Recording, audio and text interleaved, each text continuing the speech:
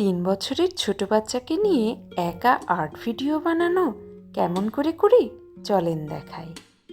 আমি যখন কিছু আঁকি, আমার ছেলে আমার ঘাড়ের উপরে বেতালের মতন ঝুলে।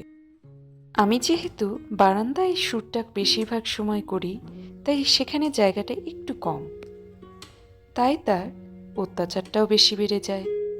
সকল আর্ট ম্যাটেরিয়াল তার দরকার।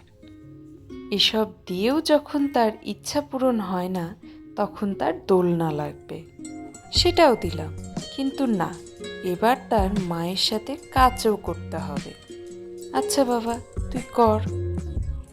সেখানেও যদি থেমে যেত, তাও একটা শান্তি পেতাম। কিন্তু না, এবার মাকেই রিপ্লেস করতে হয়ে গেল তার। নিজে হাতেই শুরু করে দিল মুকুটে পুঁতিগুলো লাগানো। তবে বেশ ভালোই লাগাচ্ছিল দেখলাম।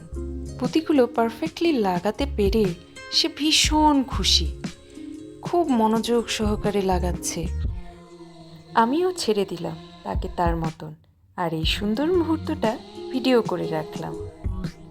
একটু পর কাজ শেষ করে তার বিজয়ের হাসি, খুব মনোযোগে দেখছে আর সবাইকে বলে বেড়াচ্ছে এটা না শ্রিয়ান করেছে।